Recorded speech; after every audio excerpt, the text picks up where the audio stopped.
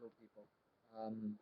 So, although I would like to limit the amount of videos I make on a similar subject, I do want to raise this point because it exemplifies something that I have been talking about, which is what I would argue is a feminist victimhood mentality.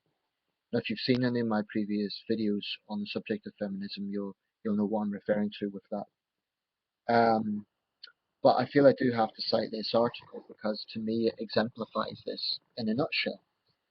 It's an article by Grace Dent, who's a columnist for the I newspaper. You can see here another view, Grace Dent. It's in today's I newspaper.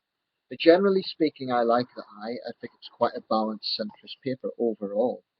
It does have a centre-left leaning, but overall I think it's quite balanced, with the exception of gender issues.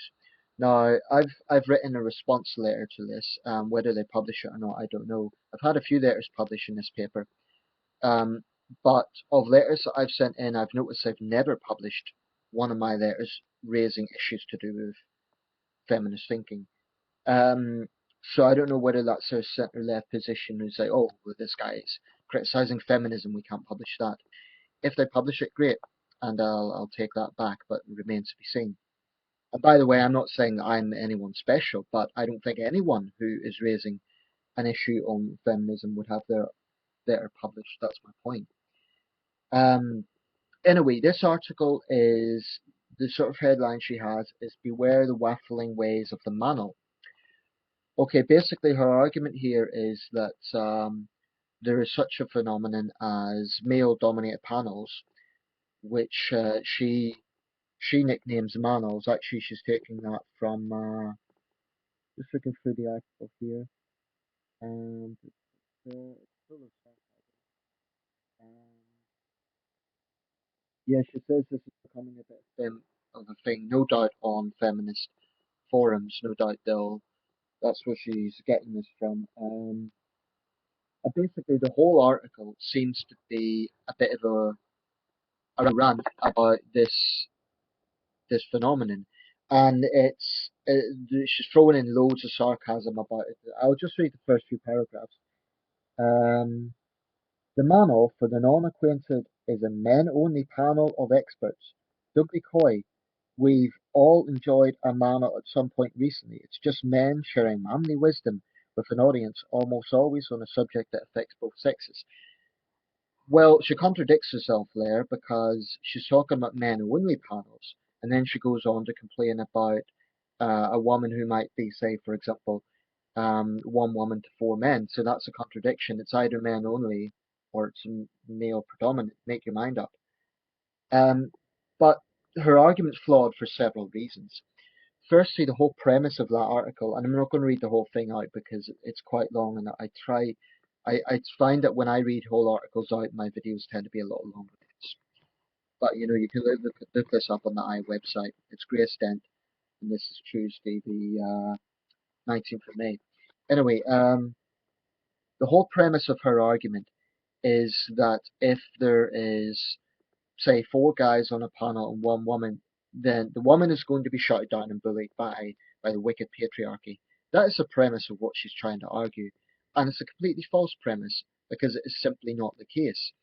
Now, it is true that you get panels that are predominantly men, but what she fails to acknowledge is that you also get panels that are predominantly women. We have a popular program in the UK called Loose Women. That's entirely women. It's a sort of talk show. It's shown in the mornings. I've never watched it in detail, but I've seen clips of it, and it is an all female panel. So if she's going to talk about gender biased panels, then she should be consistent with that argument. But I also take issue with her premise that just because there's four guys and one woman, then she's implying that the men are going to gang up on the woman. That is complete rubbish. If you see episodes of Question Time, there tends to be quite neutral opinions on the panel for the most part. Sometimes I know there's people on the right accuse the BBC of having an anti-right wing bias, but if we just focus on the gender issue for a minute, um, they have conservative women on there, they have left wing women, they have women from a variety of backgrounds. she's saying, how about female entrepreneurs, venture capitalists, scientists, political thinkers, comedians? Actually, on Question Time, they do have such people. So for her to make this insinuation that it's all male panels is just rubbish. Um, Ideally, you would have a situation where if you have five people, it's either two women or three women. That would be fair, right? Um, but what she's ignoring is actually with Question Time that is often the case. So her claim doesn't stack up against the facts. Um, she, the premise is also wrong for another reason. She seems to assume that all men think alike, completely ignoring the fact that if you have someone like Russell Brand and Ian Duncan Smith, the conservative welfare minister, they could not be more different. They're both men. They both have a penis. Sorry to be crude, but she's being crude in her article. Um, they're both men, and yet they could not be more different. So her insinuation is actually a sexist one. All men are the same. That's a sexist belief.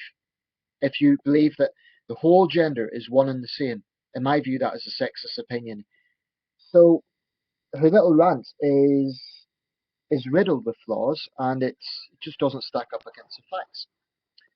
And to me, it exemplifies the fundamental victimhood mentality that many feminists have. Now, I don't know if she identifies herself as a feminist or not, but it's definitely a feminist rant, and it is definitely the sort of ridiculous, divisive, and dishonest um, distortion, frankly, that the feminist movement so often comes out with. I don't know if they're going to publish my response to that or not. I hope they do, just to show a balanced view. Um, and it just doesn't stack up. And the thing is, you cannot go by one day without a left-wing newspaper or publication coming out with something similar to this.